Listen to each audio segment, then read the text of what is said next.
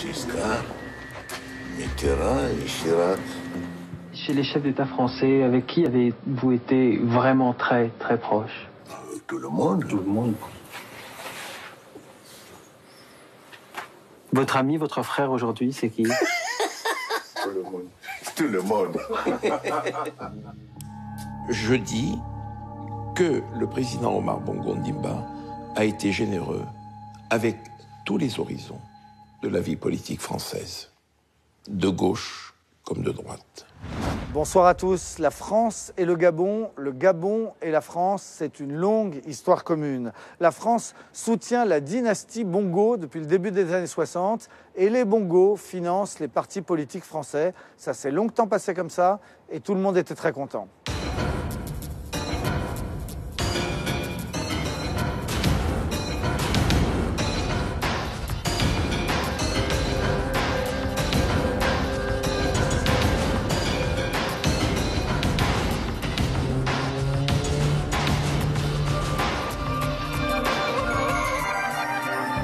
Ce soir, Complément d'enquête vous raconte donc l'histoire d'Ali Bongo, l'actuel président du Gabon, ce petit pays pauvre en Afrique, pauvre malgré de grandes ressources pétrolières. Ali Bongo, c'est un des 54 enfants d'Omar Bongo. Il a été élevé dans les meilleures écoles françaises. Pour la petite histoire, il a obtenu son bac grâce à un coup de fil de l'Élysée.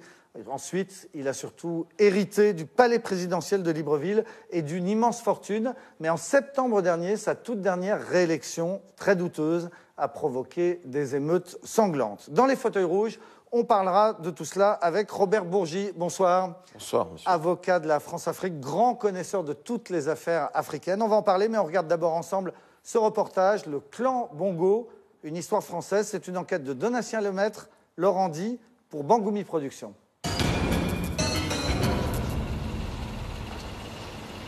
Vous allez bien, Monsieur le Président? Ça va, et vous-même? En chemisette, décontracté. Il a l'air d'un vacancier. Voici pourtant l'un des plus puissants chefs d'État africains. Le plus français, en tout cas. Ali Bongo, 58 ans, président du Gabon, un dictateur selon ses opposants. Petit tour dans Libreville, la capitale. C'est lui qui est au volant, mais il est bien entouré par la dizaine de voitures de sa garde rapprochée. J'ai un chauffeur que j'utilise pour les sorties très officielles. Les autres occasions, je conduis moi-même. Pour moi, c'est en même temps une détente que de conduire. Et j'ai un poste d'observation pour voir ce qui se passe et regarder. Une façon pour lui de voir son pays et son peuple, loin de son palais. Ce matin, l'accueil dans les rues est chaleureux.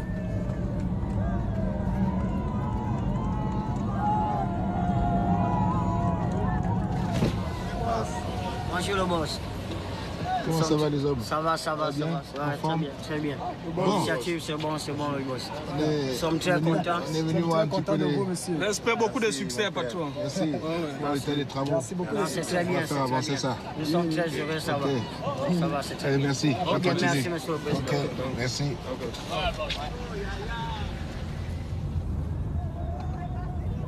Le contact avec les populations, c'est un moment privilégié. C'est toujours très important de maintenir ce contact-là. Ici, à Libreville, je n'ai pas de problème. Je me promène dans n'importe quel quartier. Il y a des endroits du pays où c'est plus compliqué? Non, pas du tout. Dans tous les coins, tous les endroits, toutes les villes du pays, je me promène sans difficulté. Alors, Ali Bongo populaire, pas si sûr. Lors de la dernière élection, Ali Bongo est accusé d'avoir volé la présidence en bourrant les urnes.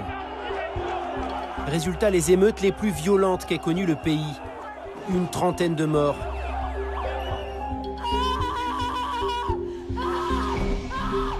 Ali, attention, c'est pas un petit gros. C'est quelqu'un qui peut être parfaitement brutal. C'est Dr Jekyll et Mr Hyde. C'est un type qui peut être policé comme ça, affable, mais aussi extrêmement violent. Il est diabolique. Sans état d'âme, sans cœur, je vous assure. Le Gabon, petit pays d'Afrique de 2 millions d'habitants.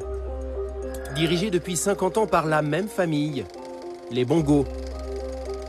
Le Gabon, base arrière de la France, qui s'y fournissait en pétrole, en bois, en uranium et en cash.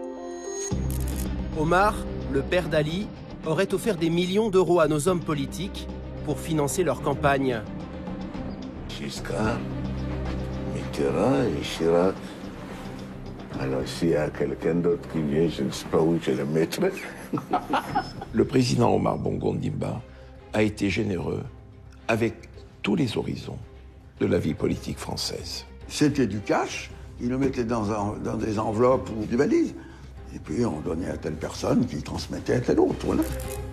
Protégée par la France, la famille Bongo a amassé au cours de son règne une fortune colossale, plus de 500 millions d'euros.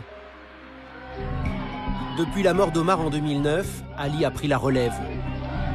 Comme lui, il mène une vie de millionnaire, roule en voiture de luxe, passe ses week-ends à Londres et s'offre le meilleur orchestre du monde pour faire de la musique. Pourtant, le nouveau président jure être en rupture avec son papa, roi des coups tordus. J'ai décidé que ma part d'héritage sera partagée avec toute la jeunesse gabonaise. Il y a un côté frustration, un côté freudien d'Ali par rapport au père. C'est-à-dire, après tout, j'ai pas été aimé comme j'aurais dû l'être. Portrait d'une dynastie de chefs d'État. D'un père tout-puissant aux 54 enfants et de son fils mal aimé qui a bien failli ne jamais lui succéder.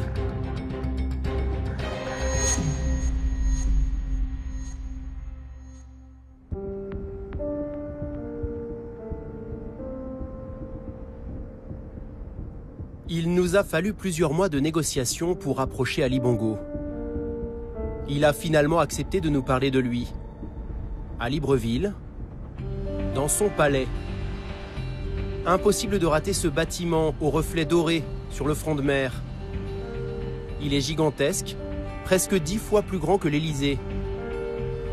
Un bâtiment construit par Omar Bongo en 1977, un projet pharaonique. Ce palais somptueux, est-ce que ce ne sont pas des dépenses exagérées, même si votre pays est riche? Un chef d'État, c'est pas quelqu'un qui va dormir à même le sol ou à la même la belle étoile. Il faut un palais. Aujourd'hui, les temps ont changé. Cette bâtisse luxueuse gêne le fils Bongo. Interdiction de filmer l'intérieur du palais du président, tout en marbre et dorure. Ces quelques images ont été tournées discrètement. Bonjour,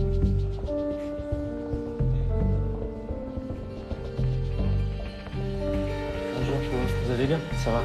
Voici le salon choisi par la présidence pour l'interview. Derrière nous, des portraits géants.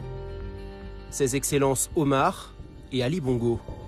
Le Gabon est une république, mais le culte de la personnalité est bien vivace. Bonjour Monsieur le Président. Bonjour. Comment allez-vous? Très bien, vous-même? Très bien. Ali Bongo a mauvaise presse en France. Avec cet entretien, il veut redorer son blason. Il fait sortir tous ses conseillers de la pièce. Ah non, non, ils vont me gêner là. Ouais. Non. Est-ce que là? Oui, ou alors... oui, c'est mieux. Ok. Ah, c'est mieux. Enfin seul? Enfin seul, comment dire. Le gouvernement français le tient à distance. Une blessure pour lui qui a passé son enfance chez nous, la France, sa seconde patrie.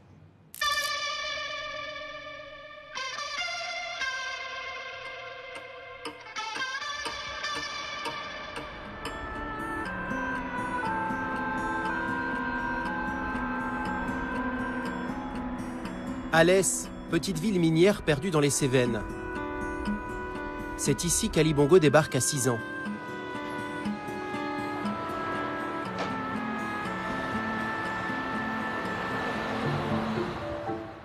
Il grandit dans ce pavillon. Pendant 4 ans, il va mener une vie modeste, élevée par une ex-missionnaire protestante, Odette Perret. Voici 2 anciens camarades d'Ali Bongo, Didier et Patrick. En primaire, ils étaient en classe avec un futur chef d'État. C'est ici que vous avez avez joué avec Ali Bongo. Voilà. C'était la cour des garçons. Ça, c'est la cour des garçons. Bon, j'ai repris mon cartable. Très bien. Toujours bien levé. Allez, interrogation écrite. Voilà. Et vos documents. Donc il est là. C'est quelqu'un qui était assez discret, calme, bon, qui n'était pas tapageur, qui ne cherchait pas à se mettre en avant. Voilà. C'était pas le roi africain non, de passage à l'Est. C'était pas le nabab. Pas du tout le Il se frisait pas les moustaches. Non. Un petit Africain perdu au milieu des Français. Envoyé à Alès par son père pour être protégé après une tentative de coup d'État. Car papa est numéro 2 du régime gabonais. Quand Ali rentre à Libreville, à la fin de son primaire, son père a gravi un échelon. Il est devenu président. Ali a sa propre moto. La famille Bongo mène désormais la vie de château. Des années dorées, vacances en famille au sport d'hiver, dans les Alpes françaises. Ali découvre la neige. Et Omar est traité comme un roi. Une personne pour lui enlever ses chaussures de ski, puis 2, puis 3. Ali, lui, vit désormais bien loin d'Alès, entouré de domestiques, dans un bel appartement, avenue Foch à Paris. Le fils du président poursuit sa scolarité dans un établissement très réputé de Neuilly.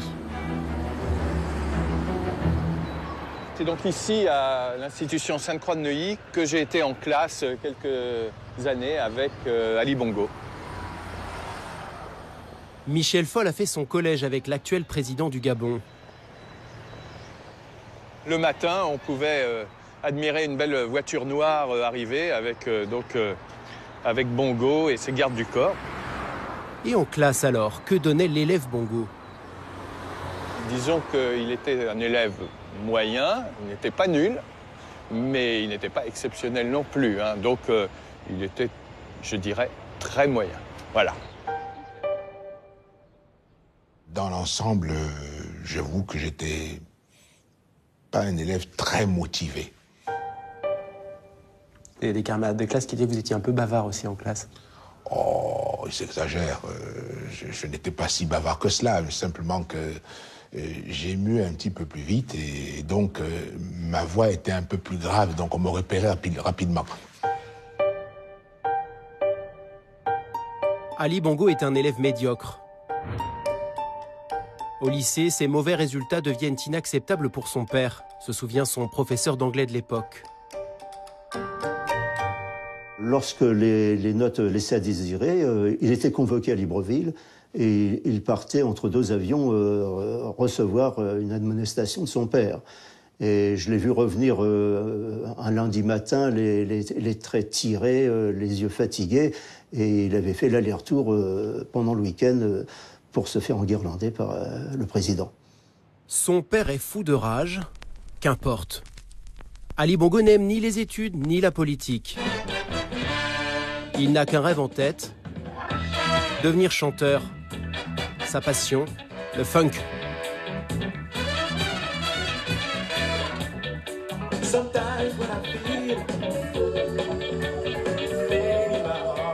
Il a à peine 17 ans et fait déjà la tournée des salles au Gabon. Il enregistre même un disque. Grâce à l'argent de papa, il se paye les musiciens de James Brown.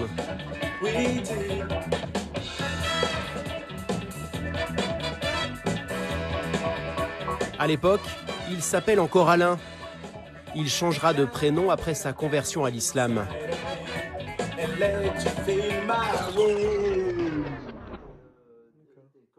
À l'approche du bac, c'est la panique dans la maison Bongo. Entre le Gabon et la France, le diplôme du fils aîné va devenir une affaire d'État. Ça, c'est l'annuaire des anciens élèves de Sainte-Croix, c'est ça? Des anciens qui ont passé le bac. Donc, on a une liste par promotion.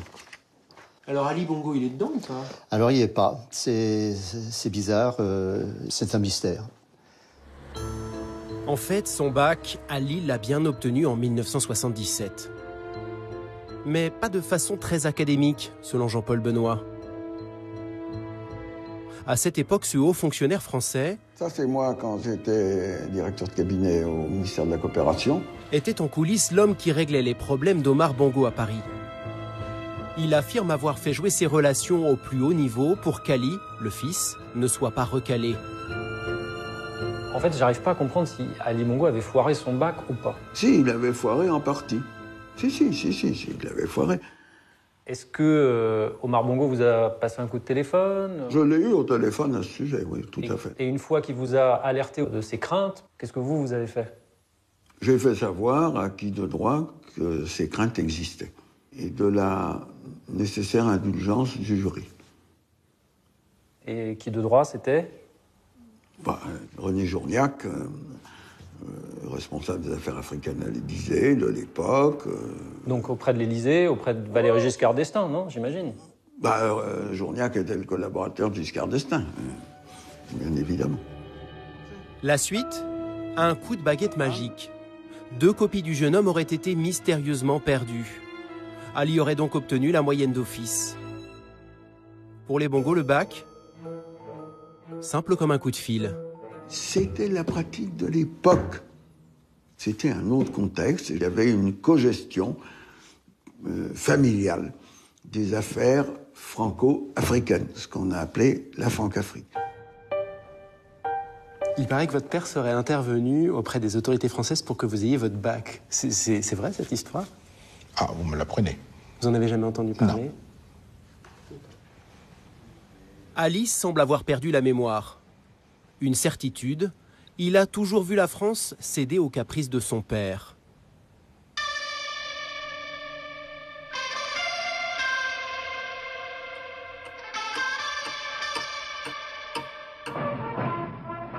Le nouveau président de la République gabonaise séjourne en France depuis mardi. L'histoire d'Omar Bongo, c'est celle d'un chef d'État mis en place par le général de Gaulle et qui va régner 41 ans sur le Gabon sans jamais perdre une élection. La France l'a choisi pour sécuriser ses ressources en pétrole. Malin, l'homme de paille va aussi largement en tirer profit. La France, sans le Gabon, est une voiture sans carburant. Le Gabon sans la France, c'est une voiture sans chauffeur. Le papa d'Ali a du talent. Le clan Bongo va devenir puissant et surtout très riche. Grâce à un deal incroyable, signé avec la France et son groupe pétrolier, Elf. Dans les eaux gabonaises, des millions de litres de brut sont pompés chaque mois. Et le schéma de la filiale locale est le suivant. En plus d'Elf Aquitaine et de l'État gabonais, 18% des actions sont réservées à Omar Bongo, avec à la clé de jutes dividendes versées à son clan. Quand Loïc Le Floch-Prigent prend les commandes d'Elf en 1989, il découvre cet accord secret signé par ses prédécesseurs. La formule qui consistait à avoir la famille Bongo comme partenaire, je ne la trouvais pas saine, mais je n'étais pas en position de la combattre. C'est comme ça que Omar Bongo a fait sa fortune. En touchant sur le pétrole, sur ses parts qu'il avait fait dans El Gabon, qui s'est mis dans la tête de ce qu'était un roi d'Arabie Saoudite ou un émir d'Abu Dhabi. Mais les patrons d'Elf seraient allés encore plus loin, en acceptant de verser au président du Gabon de gigantesques bonus. Nous avons mis la main sur un document confidentiel adressé à Philippe Jaffré, le successeur de Loïc Le Floch-Prigent. Dans ce courrier daté de 1996, signé de sa main, Omar Bongo fixe lui-même le montant des commissions à lui verser. Il appelle ça ses frais commerciaux. 10 millions de dollars par trimestre.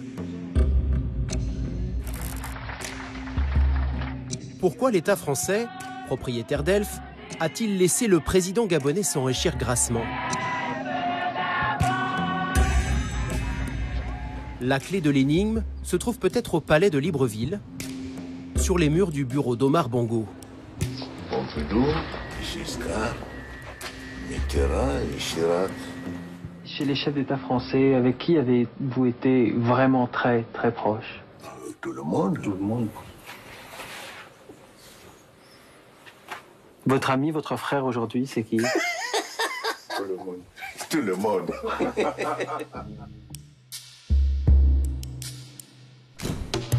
Omar Bongo a toujours été un amoureux de la vie politique française. Il la connaît par cœur. Il est même suspecté de l'avoir financée. Des mallettes de cash auraient été remises à nombre d'hommes politiques. Pour cela, il serait passé par un intermédiaire. Un avocat franco-libanais. L'homme qui a offert de très chers costumes à François Fillon. Le fameux Robert Bourgi. Pendant des années, il a fait la navette entre la France et le Gabon. Je crois être le seul parmi ses collaborateurs français et amis français à l'avoir appelé papa. Et lui m'appelait fiston. Après la mort du patriarche, Robert Bourgi se met à table. Le président Bongo a financé la campagne électorale de M. Jean-Marie Le Pen en 88. Et le président Bongo m'a dit à moi, Le Pen, eh ben, il a été content de partir avec l'argent d'un nègre. Mon cher Robert Bourgi, cette photo est le gage de notre fraternité. Jean-Marie Le Pen dément avoir touché 1 centime, tout comme Jacques Chirac et Dominique de Villepin également cités. Aujourd'hui, celui qu'on appelle l'avocat de la France-Afrique va plus loin. Tout le monde était mouillé. Je dis que le président Omar Bongo Ondimba a été généreux avec tous les horizons de la vie politique française, de gauche comme de droite. Comment ça se passait en pratique? Je ne veux pas... Sans citer de nom? Non. Je ne veux plus en parler. Quand Bongo était à l'hôtel Crillon, toute la classe politique française défilait. C'était du cash, ils le mettaient dans des enveloppes ou des valises, et puis on donnait à telle personne qui transmettait à telle autre, voilà.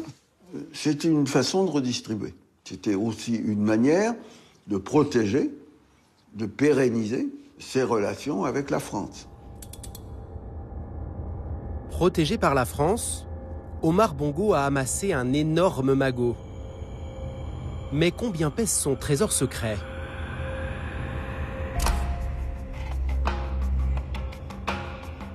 Le journaliste de Mediapart, Fabrice Arfi, a été le premier à s'intéresser à la question. À la mort d'Omar Bongo, il a eu une idée simple. Décortiquer les documents du notaire de famille. Ce qu'il découvre est hallucinant. On est à peu près 500 millions d'euros. Exactement, je crois, à 460 millions d'euros. Il faut voir que pour un pays comme le Gabon, qui est un petit pays de 1,5 million d'habitants, 460 millions d'euros, c'est à peu près 10% du budget de l'État dont on parle. C'est 1/10 du budget de l'État qui est entre les mains de la famille qui règne. Compte à l'étranger, yacht, immobilier de luxe. Les Bongo ont en plus la main mise sur des pans entiers de l'économie gabonaise. On parle de banques et les assurances, du secteur industriel, le bâtiment et les travaux publics, par exemple. Radio Nostalgie Afrique aussi, la radio, le secteur aérien. S'ajoute aussi un patrimoine immobilier conséquent, chez nous, en France. Le lanceur d'alerte Jean Merkert a recensé les biens possédés par le clan Bongo à Paris.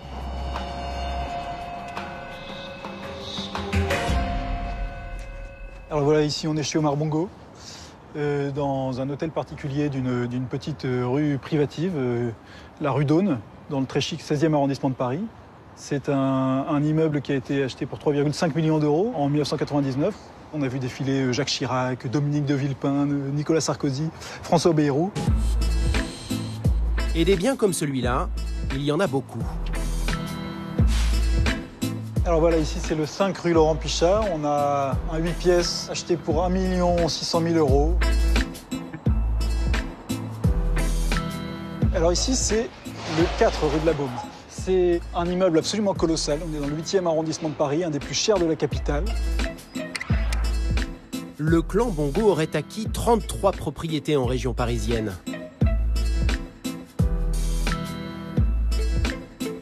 Et 11 autres sur la Côte d'Azur. Il y en aurait pour 47 millions d'euros. La justice française a ouvert une enquête pour détournement de fonds publics. C'est l'affaire des biens mal acquis. Depuis que les juges s'intéressent à sa famille, Ali Bongo semble bouder Paris. Il investit désormais à Londres, dans le quartier huppé de Mayfair.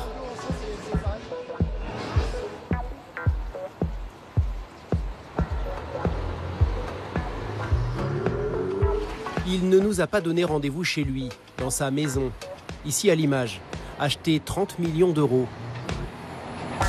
Mais à une adresse mythique. Le studio Abbey Road, celui des Beatles. Drôle d'endroit pour rencontrer un chef d'État.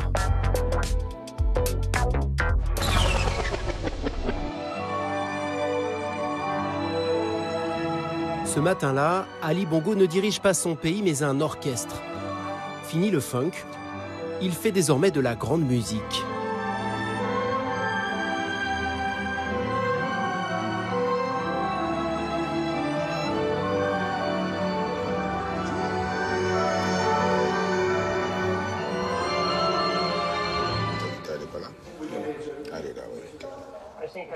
Musicien, président de la République, c'est compatible? Oui. Vous avez le temps de tout faire? Quand j'ai un petit peu quand même de temps libre, donc à ce moment-là, effectivement, je me consacre à la composition. D'autres écrivent, d'autres peignent, mais moi je compose. Pour son prochain album, Ali Bongo ne s'est pas contenté de louer le meilleur studio anglais. Il s'est aussi payé la crème des orchestres classiques, le London Symphony Orchestra. Thank you, everyone. We really appreciate this session. This last number is based on a fusion of different rhythm in our country, in Gabon. We really wanted to put all that together, with you in the background. So thank you again. Coût total de cette journée avec 75 musiciens, plus de 35 000 euros. Pas sûr que les ventes de son disque lui remboursent ses frais. Qu'importe, le président est un esthète. Il a une autre passion, elle aussi coûteuse. Les belles voitures, comme son père. Au cours de son règne, Omar a accumulé des centaines de véhicules de luxe. En voici quelques-uns pris en photo discrètement par un employé du garage de la présidence gabonaise.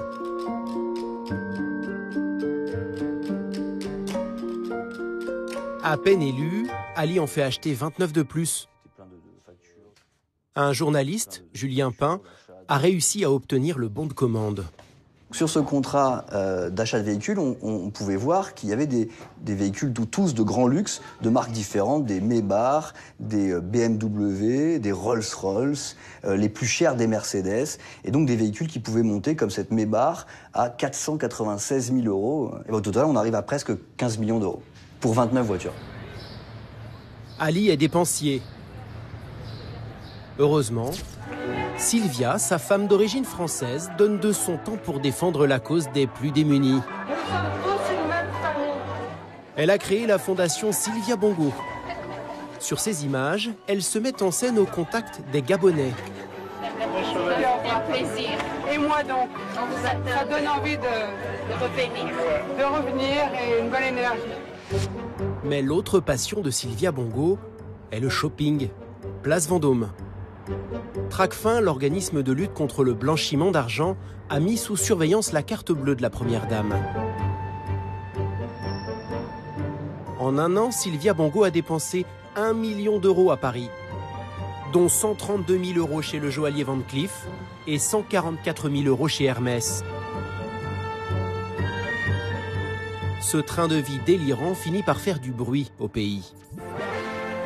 Alors en 2015, Ali Bongo va surprendre tout le monde avec un beau cadeau. Mes chers compatriotes, j'ai décidé que ma part d'héritage sera partagée avec toute la jeunesse gabonaise. Car à mes yeux, nous sommes tous les héritiers d'Omar Bongo Ondimba. Cela veut concrètement dire que tous les revenus tirés de ma part d'héritage, qui me revient, seront versés à une fondation pour la jeunesse et l'éducation. 2 ans plus tard, Ali Bongo a cédé un terrain pour construire une école de musique, un palais pour le transformer en université. Mais sa fameuse fondation, nous l'avons cherchée dans tout Libreville, sans succès. Monsieur le Président, où est-elle donc cachée ? Je suis dans la philosophie qui consiste à dire que ce qu'une main fait, l'autre l'ignore. Donc, je n'ai pas besoin de faire la publicité pour toutes les actions que je mène. Nous, on a cherché un petit peu, on ne trouve pas de site officiel, on se pose plein de questions. Est-ce que vous pourriez nous transmettre des documents pour bien comprendre ce que vous avez fait ? Officiellement, il n'est pas encore créé. Officiellement, il n'est pas encore créé. Et au niveau des transferts, alors, vous avez déjà transféré combien d'argent ? Mais je trouve c'est un peu délicat comme la question que vous me posez là, parce que moi, j'ai déjà transféré un certain nombre de biens dont je dispose. Le reste sera mis dans le cadre de cette fondation-là. Mais vous allez vraiment le faire ? Bien, vous savez, ces questions de succession, ça prend beaucoup de temps. Donc, ce n'est pas moi qui fixe ce calendrier-là. Nous n'avons pas encore totalement clôturé. Une succession compliquée, surtout avec 53 frères et sœurs. Pas facile d'être l'héritier d'Omar, ce père qui a si souvent humilié son fils aîné.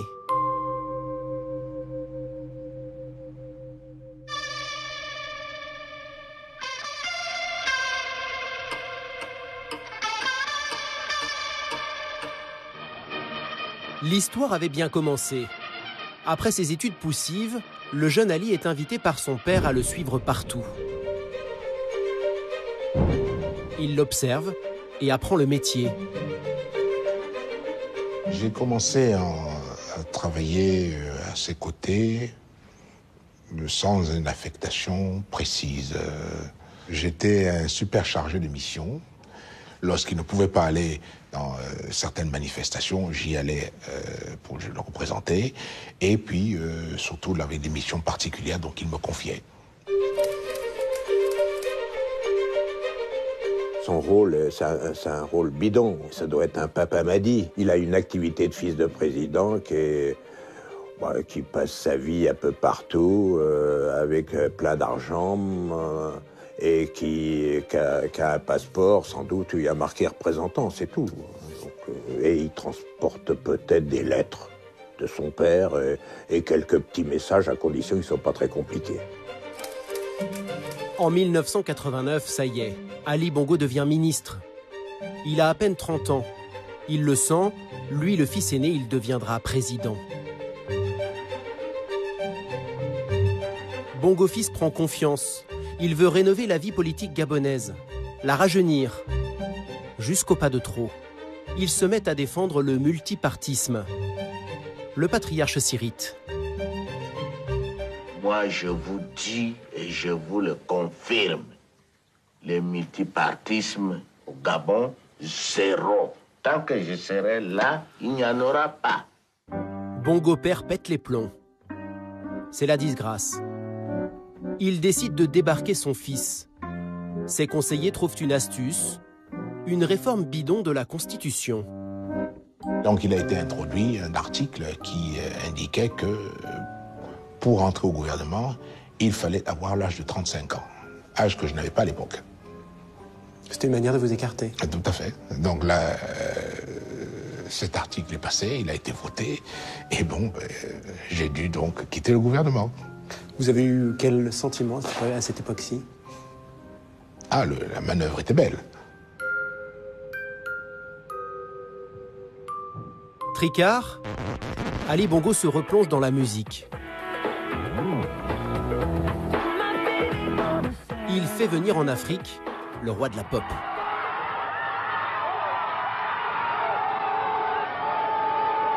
On l'attendait et il est arrivé. Michael Jackson, qui effectuait une visite de 2 jours au Gabon, a dû passer la nuit dans le sud du pays en raison d'intempéries qui rendaient périlleux son retour en hélicoptère ou en avion. Joli coup. Mais Ali ronge son frein. Pendant ce temps-là, son père l'a remplacé à son poste par sa rivale, Pascaline, sa grande sœur. Pascaline était l'enfant chéri d'Omar Bongo. C'est elle qui traitait toutes les choses secrètes, les coups souvent tordus du président, toutes les questions financières. C'était Pascaline qui dominait tout ça et non Ali. Ali, pendant des années et des années, il était quand même tenu en marge du pouvoir. Pour ceux qui connaissaient un peu, il n'avait quasiment pas de bureau au palais présidentiel. Et si on ne comprend pas cette humiliation-là, on ne comprend pas sa volonté de revanche. Ali va rester 10 ans au placard. Il est rappelé par son père comme ministre des Armées, car Omar n'a plus confiance en personne. Il craint un coup d'État. Ali a retenu la leçon, il ne moufte plus. Peu de temps avant sa mort, Omar en fait son successeur. Pour cela, il doit faire adouber son fils par l'Élysée. Une mission confiée à son émissaire de toujours, Robert Bourgi. Omar Bongo me dit, il faudrait que tu ailles avec Ali voir Nicolas. Je lui dis, pourquoi papa? Il me dit, je voudrais que Nicolas sache que je vais en faire mon successeur. Et nous voilà partis, Ali et moi, en novembre 2008. Le président Sarkozy le reçoit. Il lui dit, écoutez, je prends acte du souhait de votre père, mais je tiens à vous dire ceci, Ali. Il faut que le choix de votre père soit approuvé par le peuple gabonais. 8 juin 2009. Omar Bongo meurt à l'âge de 73 ans.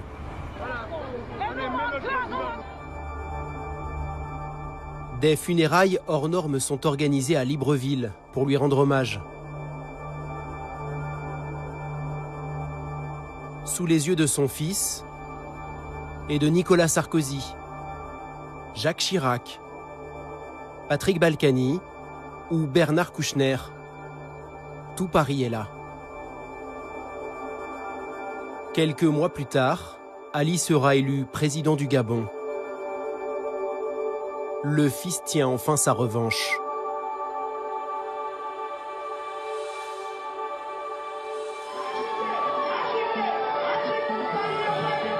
Son premier chantier, mettre fin au système Omar Bongo et à ses mallettes de cash. Il va profiter de la visite du président Sarkozy pour lancer un message à toute la France. Quelques mots qui n'ont l'air de rien, mais un discours historique pour tous les Gabonais. Leurs Excellences, Messieurs les chefs d'État. Ce président, vous et moi, ignorons le contenu réel de ce qui est communément et confusément appelé France-Afrique. Mais nous assumons courageusement cet héritage historique, riche aussi bien d'aspects positifs que négatifs. C'est dire que l'heure est venue de faire émerger un réel partenariat gagnant-gagnant à la mesure des aspirations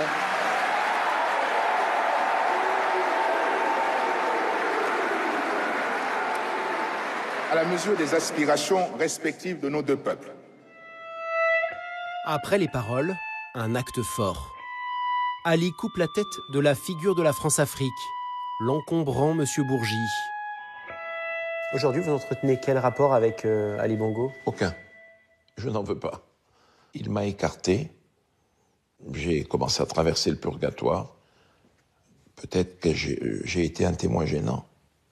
Il a mis fin au système des mallettes. Du coup, vous n'avez plus de travail? Comment vous dire, c'est un bureau honorable. Je n'ai pas besoin de l'argent d'Ali Bongo Ndimba. Loin de là. Au contraire, je me sens plus riche sur le plan du cœur. Ali veut se démarquer de son père. Mais il a surtout compris une chose. La France a beaucoup perdu de sa puissance. Aujourd'hui, même si l'Hexagone reste le premier partenaire commercial du Gabon, Ali se tourne vers l'Asie. Dans le sud du pays, le président vient inaugurer une usine flambant neuve. Il mise désormais sur l'huile de palme. C'est ça le fameux remplaçant du pétrole? Eh oui, regardez bien. D'ici quelques années, ça va être vraiment quelque chose pour nous d'extraordinaire dans la mesure où, à peu près dans 10-12 ans, l'huile de palme nous rapportera autant que le pétrole aujourd'hui. Ce marché du futur a été confié à une entreprise de Singapour. Inimaginable au temps d'Omar Bongo. Est-ce que le fait que ce ne soit pas une entreprise française, par exemple, qui soit venue, c'est le signe qu'il y a quelque chose qui a changé dans la relation avec la France? Non, rien n'a changé, tout simplement c'est du business. C'est tout simplement du business. Nous avons dit, nous voulons développer le Gabon. Et nous sommes ouverts au partenariat. Il y en a qui viennent, il y en a qui ne viennent pas. Le président tourne le dos à la France et règle ses comptes avec sa sœur. Son ancienne rivale, Pascaline, a été chassée du palais et vit à l'étranger. Ali refuse de régler les ardoises de sa frangine. Voyage en jet privé, frais de bouche, il y en aurait quand même pour une dizaine de millions d'euros.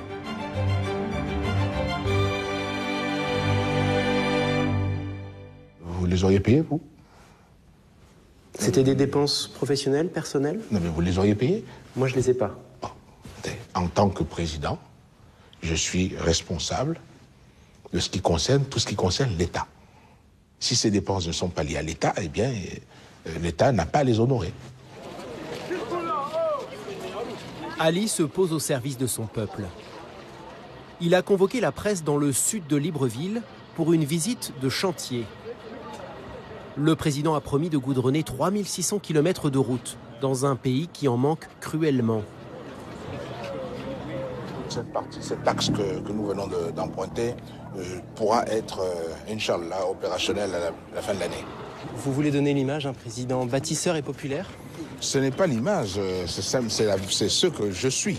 Je suis un bâtisseur. Et donc, ça m'intéresse d'être sur les chantiers pour contrôler, pour voir ce qui se fait et pour encourager les hommes.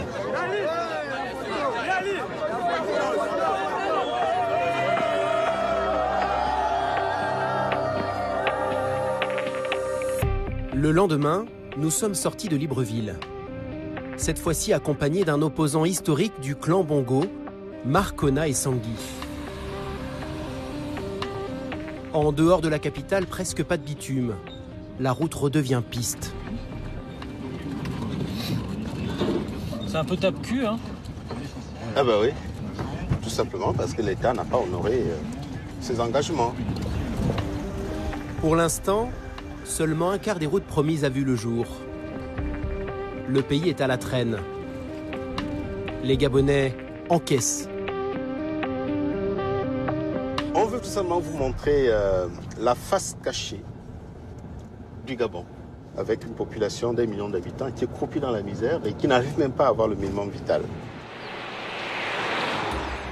Point kilométrique 68. Enfin du bitume. Nous faisons une halte dans un petit village.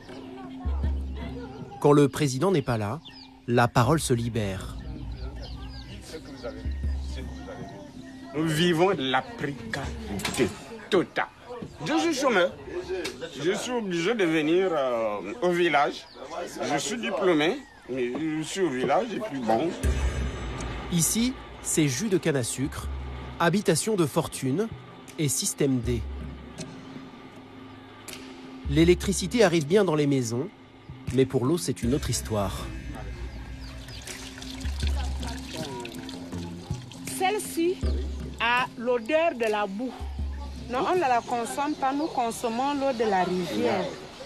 C'est choquant tout simplement parce que nous sommes dans un pays présenté à l'international, à l'extérieur, comme un pays extrêmement riche.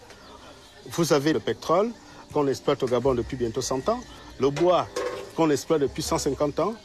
L'État gabonais, avec tous les moyens que nous avons, peut assurer ce minimum vital aux citoyens. Le pays s'enfonce. Ali Bongo refuserait-il de le voir? Depuis qu'il est au pouvoir, la dette a été multipliée par 3. Il a même dépensé 700 millions d'euros pour offrir aux Gabonais la Coupe d'Afrique des Nations.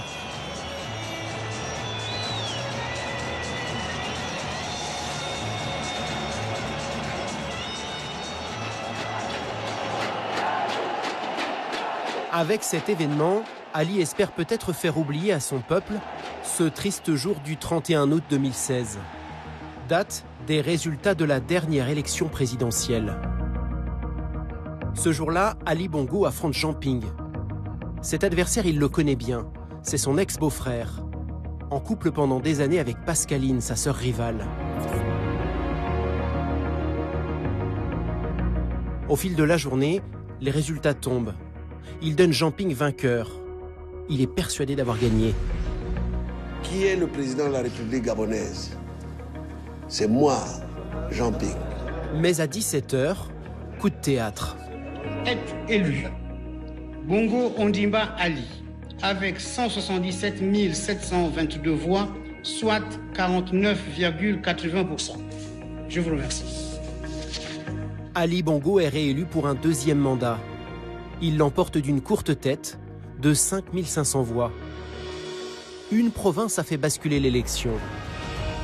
La terre natale du président, le Haut-Ogooué. Là-bas, 99,93% des électeurs auraient voté et 95,46% pour Ali Bongo.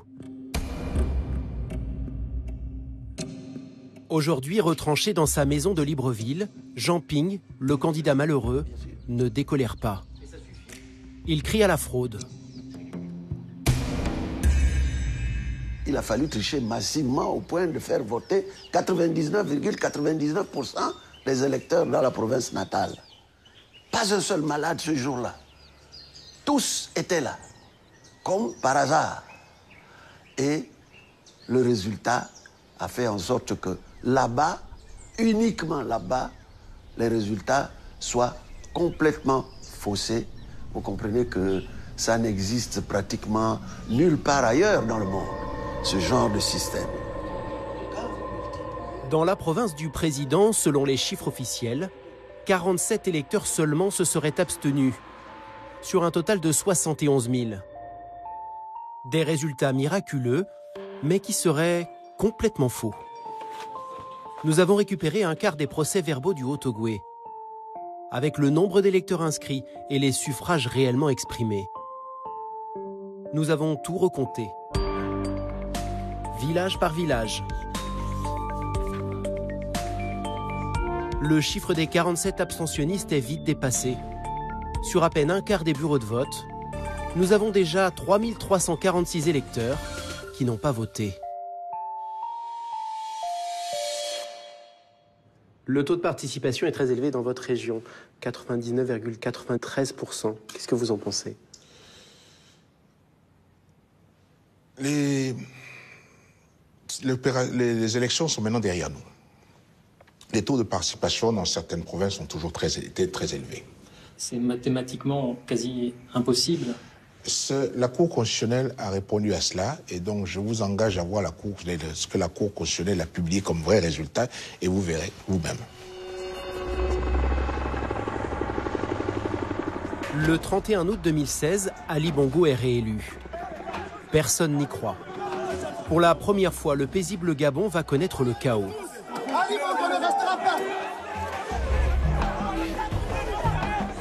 Émeutes, pillages.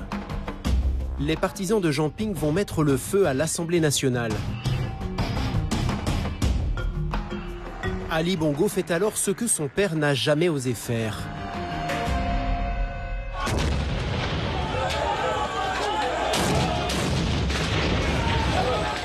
En pleine nuit, il lance l'assaut contre le QG de Jean Ping, où s'abritent des centaines de Gabonais. Il donne l'ordre de tirer à balles réelles.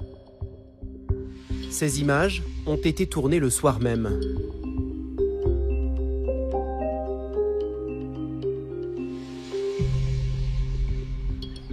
Nous sommes retournés sur les lieux avec des membres de l'opposition qui étaient présents lors de l'assaut des forces spéciales. Ils ont tiré étant dans les fleurs, donc on ne les voyait pas d'abord. Et c'est ces balles-là qui ont fait cet impact. Vous voyez ici, il y a des balles là. Tous ces impacts-là. Et ce jour-là, il y avait plein de monde ici autour du QG. Alors ils ont tiraillé et puis tout le monde, tous ceux qui étaient là sont tombés, ils sont morts. Le lendemain de l'attaque, des journalistes français ont pu tourner à Libreville. Dans les morgues, des Gabonais tués par balles. Dans les rues, des cérémonies mortuaires improvisées et des femmes qui pleurent en apprenant la mort de leurs proches. Combien de Gabonais sont-ils tombés? Une militante de l'opposition a été chargée par Jean Ping de compter les victimes. Elle s'appelle Annie-Léa May. Aujourd'hui, elle a pris ses distances avec le candidat. Vous avez par exemple ici Elvis, qui est décédé. Vous avez ici Simon Condé, décédé par balle. Vous avez ici Mvono Idjo, décédé aussi par balle. Nous sommes sûrs de 29 décès. 29 décès, donc 23 clairement identifiés avec des noms. Et les autres, les parents n'ont pas voulu nous donner les noms, révéler leur identité. Toutes ces personnes n'ont fait que revendiquer leur vote. Donc mourir parce qu'on réclame juste un droit, c'est ahurissant, c'est aberrant, c'est traumatisant. C'est traumatisant. Nous avons contacté une douzaine de familles de victimes. Toutes confirment les affirmations de l'enquêtrice. Son rapport a été transmis à la Cour pénale internationale. Le président conteste ce bilan. Selon lui, seuls 4 pillards auraient été abattus. Aujourd'hui, Ali Bongo veut tourner la page. Il a même de l'espoir pour le Gabon et pour lui. Je souhaiterais pouvoir me retourner en arrière pour me dire que le chemin parcouru a été bon. Et j'espère, dans 7 ans, pouvoir me dire que j'ai bien travaillé. Votre père a une longévité de 40 ans à la présidence. Vous imaginez faire autant? Ça me paraît difficile. D'abord, j'ai pas le même âge. Et puis, les temps sont totalement différents. Je crois qu'on ne peut pas comparer les époques. Les époques ne sont pas comparables. Donc, c'est une situation difficilement envisageable. Ali le sait. Le pays gronde et rien ne dit qu'il pourra terminer son mandat. Après un demi-siècle de pouvoir, les Bongo pourraient bien voir le trône leur échapper.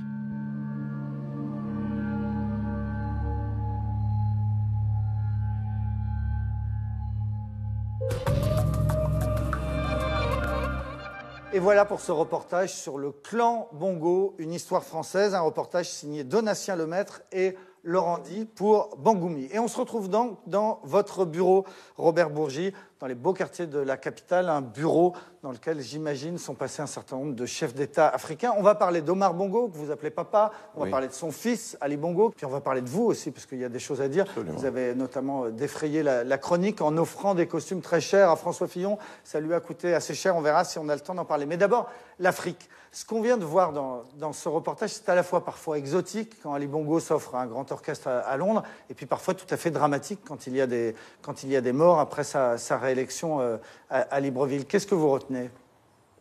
Je voudrais tout d'abord féliciter les auteurs de ce reportage. Ils dépeignent très bien la situation du Gabon au lendemain de l'élection volée d'Ali Bongo Ondimba, mais surtout, il dépeint bien le personnage Ali Bongo Ondimba. Alors ça veut dire que vous confirmez cette immense fortune, plus de 400 millions d'euros. Ça veut dire que vous nous confirmez ces immeubles, ces propriétés achetées en France. Et puis le caractère douteux et violent de sa dernière réélection.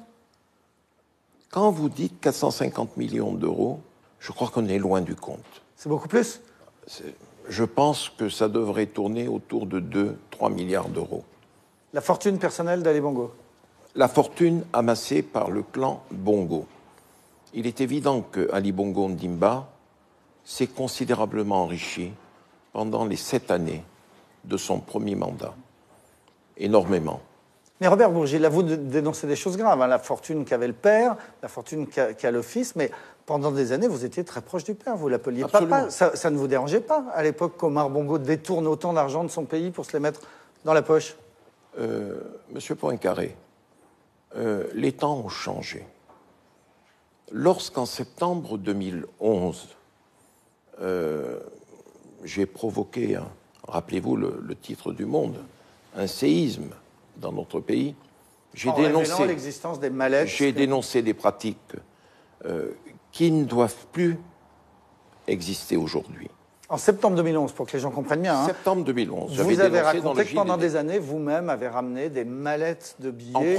Entre autres, que vous le donniez, entre autres, au parti gaulliste, que vous avez vu Jacques Chirac et Dominique de Villepin compter physiquement les billets que vous aviez ramenés. Tout ça, vous l'avez révélé en 2011. J'ai dénoncé ces pratiques et ce que j'ai constaté à l'époque, c'est qu'on m'avait menacé de diffamation. Je n'ai vu aucune diffamation, si ce n'est celle de Jean-Marie Le Pen. Robert Bourgi, je crois qu'il faut expliquer ce que c'était que la France-Afrique. À cette époque, vous dites, il y a 10, 20, 30 ans. En gros, la France protégeait des potentats, des dictateurs africains. En échange, ces dictateurs donnaient de l'argent qui servait essentiellement à financer les partis politiques français. À l'époque, il n'y avait pas de financement des partis politiques. Et c'est les mallettes que vous et d'autres rameniez qui finançaient la démocratie française en partie. Monsieur Poincaré, je l'ai dit au magistrat à ma demande, je n'ai jamais transporté de mallette. Dans ce bureau, vous l'avez dit au début de votre propos, il s'en est passé des choses. Les émissaires, ministres, directeurs de cabinet, fils ou filles de chefs d'État, arrivaient 2 jours auparavant, j'avais pris les rendez-vous avec telle ou telle personnalité politique, de tous bords, et je les accompagnais. Ils versaient leur obol. On s'échangeait les mallettes. Voilà. Dans ce bureau. Mais moi, je n'ai jamais transporté de mallettes. Ok, mais ça se passait dans ce bureau quand même. Vous avez écrit récemment vos mémoires, je crois. Ils sont terminés. Sauf que vous ne les publiez pas. Non. Pourquoi? Parce je vais vous dire pourquoi. C'est de la nitroglycérine? C'est explosif? Je crois que la nitroglycérine, c'est une boule puante à côté. Vous voyez ce que je veux dire? C'est un petit pétard. Si ces mémoires devaient paraître aujourd'hui, comme m'a dit dernièrement un homme politique de premier plan de notre pays, qui avait lu quelques passages, je lui ai dit, tiens, tu n'as qu'à lire. Le lendemain, il m'a appelé à la première heure du jour. Il m'a dit, il faut que je te voie. Je suis allé le voir, il me dit, Robert, je t'en supplie, si ces mémoires paraissent, tout un pan de la classe politique française va à la retraite immédiatement. Alors, ça fait 400 pages, si je suis bien informé. C'est dans un coffre-fort quelque part, là, non? Ça a disparu. Il y a un exemplaire chez Robert Laffont, il y a un exemplaire chez Valdiguier, il y en a un chez moi. Laurent Valdiguier du Journal du Dimanche qui a coécrit avec vous. Donc il y a 3 exemplaires. Voilà. Ce que vous êtes en train de nous dire, c'est qu'il ne faut pas trop m'embêter. Hein? Non, pas du tout. Sinon, j'ai sous la main une bombe atomique. Je dois vous dire quand même que le titre des mémoires a été choisi. Ils savent que je sais tout. C'est le titre de... Voilà. On entend bien le message. Je suis là et j'observe. J'observe, vous savez, je m'amuse. Un dernier mot, Robert Bourgi, parce que vous avez défrayé la chronique ces derniers temps. Vous êtes devenu connu du grand public pour la fameuse affaire des costumes de François Fillon. Des costumes qui vous ont coûté assez cher à lui et à vous. À vous, un peu plus de 10 000 €. À lui, peut-être la présidence de la République, non? On a beaucoup dit que l'affaire de ces 2 costumes que vous avez offerts à François Fillon lui a coûté l'élection. François Fillon est un ami. Était un ami. Je lui ai fait ce cadeau. C'est en fait un pari que je m'étais fait. je me rappelle, il m'avait appelé, il me dit « Est-ce que tu es libre pour prendre un petit déjeuner au Ritz ?» Il aime bien ces petits endroits assez chics. Je suis allé, j'ai pris mon petit déjeuner avec lui. Bien entendu, c'est moi qui ai réglé. Et je n'ai jamais vu régler une note. Et il m'a dit « Tu sais, je vais gagner la primaire, je vais battre Alain et je serai président de la République. » Je l'ai écouté et je lui ai dit « T'en es sûr ?» Il m'a dit « Oui. » Et à part moi-même, comme l'on dit, j'ai dit « Tiens, je sais qu'il aime les vêtements d'Arnis, en voilà un. Je vais lui offrir 2 costumes. » Mais il ne le savait pas. Étant persuadé, M. Poincaré, qu'il n'allait pas battre Alain Juppé. Et voilà François Fillon, vainqueur de l'élection, de la primaire. Je suis allé chez Arnis, j'ai commandé 2 costumes, j'ai payé ces 2 costumes, et j'ai dit au maître tailleur, vous vous manifestez auprès de M. Fillon, et tout, et tout, et tout. Et il l'a payé cher. Il l'a payé cher. Mais... Il l'a payé cher, pourquoi? Parce que vous l'avez révélé. Monsieur Poincaré, il est élu. Il m'envoie un texto. Merci pour tout. Nous sommes en octobre. Merci pour tout. Je t'embrasse. Et un petit smiley. Je n'ai jamais couru après une audience. Mais c'est un copain. Quelques jours passent, et je lui envoie un texto. Cher François, j'aimerais bien passer 5 minutes avec toi pour te féliciter de vive voix et boire une bonne bouteille. Il aime bien le Saint-Julien. Des bonnes années. Aucune réponse. Je dis bien aucune réponse. 4 mois se sont écoulés. Et un jour, je le rappelle, je lui dis « François, je ne comprends pas ton silence. Je ne cours après rien à mon âge. » Il m'a dit « J'ai la tête sous l'eau. Je n'ai pas le temps de te voir. » J'ai rien dit. Et vous savez, ça travaille. Je suis un être fait de chair et de sang. Ça travaille. Je dis « Comment cet homme peut-il se comporter avec moi comme ça ?» Et j'ai appuyé sur la gâchette. C'est pas plus difficile que ça. Appuyer sur la gâchette, ça veut dire révéler que vous lui avez offert ces costumes. Pourquoi le cacher? Alors, il ne reste plus qu'une question qu'on se pose, Robert Bougie, parce qu'on l'a bien compris, cette affaire des costumes. Vous êtes déçu? Non, il y a une deuxième raison. C'est qu'il a été ignoble avec Sarkozy. C'est la question que j'allais vous poser. Est-ce que Nicolas Sarkozy vous a encouragé à appuyer sur la gâchette, à flinguer Monsieur Poincaré, j'ai déjeuné avec Nicolas Sarkozy. Je lui ai dit, tu sais Nicolas, je ne suis pas bien actuellement. Il me dit, bon, pourquoi? Et je lui raconte ce que je viens de vous dire. Je lui dis, je vais me le payer. Il me dit, ben écoute, de toute façon, même si je te disais le contraire, je connais ta détermination, tu vas le faire. Je lui dis, je vais le faire, Nicolas. Je ne veux pas que cet homme rentre à l'Élysée. Il n'en est pas digne. 1, il a été ignoble avec toi. Qui touche à Sarkozy me touche. 2, d'avoir, en janvier, dit, si je suis mis en examen, je ne me présenterai pas. Il a oublié ce qu'il avait dit en janvier. Ça, je ne l'accepte pas. Je me rappelle qu'à la fin du déjeuner, il m'a conduit jusqu'à la porte. Il m'a embrassé comme il le fait à chaque fois. Tu vas le faire, Robert? Je lui dis, c'est comme si c'était fait. Il me dit, alors il ne sera pas président. Là, tu vas le tuer. Et voilà. Et voilà ce qui est arrivé. Et voilà comment vous venez de nous dire que vous avez appuyé sur la gâchette. Merci beaucoup, Robert Bourgi, pour ces informations sur les costumes de François Fillon et surtout sur Ali Bongo, le président gabonais à qui nous consacrions cette émission. Avant de se quitter, je voudrais vous dire que Tristan Ouellex et Mathieu Régnier viennent d'obtenir le prix Albert Londres. C'est le prix le plus prestigieux en matière de télévision. Ils l'ont obtenu pour leur enquête, pour complément d'enquête qui s'appelait « Vincent Bolloré, un ami qui vous veut du bien ». Et naturellement, Toute l'équipe de Complément d'enquête est particulièrement fière de ce prix et notamment que ce prix soit attribué pour ce sujet-là. Voilà ce qu'on voulait vous dire ce soir. Merci à ceux qui m'ont aidé à préparer cette émission. Thomas Auro, Clément Castex et Samuel Humez à la rédaction en chef. Caroline Durand à la préparation des plateaux. Philippe Lallemand à la réalisation. Très bonne soirée sur France 2. Au Festival d'Aix-en-Provence, le triomphe du temps et de la désillusion de Handel.